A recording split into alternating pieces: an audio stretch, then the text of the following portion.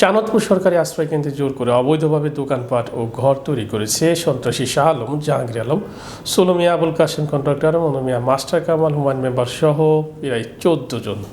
জানা যায় যে কুমিল্লা জেলার নাঙ্গলকোট উপজেলার পেরিয়া ইউনিয়নের পূর্ব চাঁদপুর সরকারি আবাসন প্রকল্প কেন্দ্রটি 4 একর 42 ডিসিমিল জায়গা ভূমিহীন 40টি পরিবারকে সরকারিভাবে বুঝিয়ে দেওয়া হয়, কিন্তু কিছু সন্ত্রাসী অবৈধভাবে সেখানে দোকানপাট ও ঘর তৈরি করে।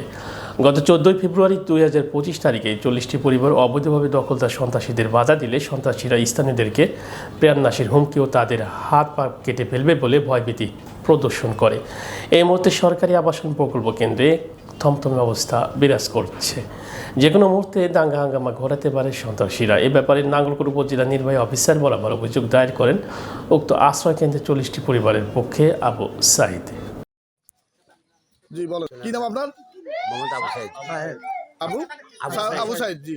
আসসালামু আলাইকুম। পিতা পিতা মোহাম্মদ আসলাম। পিতা মোহাম্মদ আসলাম জি। স্যার ঘটনা হয়েছে আমরা 2003 সালে এই আবাসন দিছি। 2003 সালে আবাসন দেওয়ার পরে আব্দুল গফুর ভুঁইয়া আব্দুল গফুর ভুঁইয়া আবাসন দিয়েছে বিএনপি ক্ষমতা দেখতে। 2018 সালে আইসি আর মানে তারা আঙ মাছটা দড়ি ব্যাগ মানে গদ হিডি হিডি বিপুল মাছ পেয়ে গেছে গো। আর এরপরে যে বাজার কইছে জায়গা তাকে বাজার জায়গা নেই, আবার একটা মাফি জায়গাটা আঙ্গ জায়গাটা তারা কিছু লোকে দখল করে রাখছে। পুকুরও কি সরকার আপনাদেরকে দিছে? হ্যাঁ, মানে 4 একর 42 পুকুর টুকুর যা আছে কবরস্থানে ইগে মাত্র সম্পূর্ণ জায়গা আঙ্গ।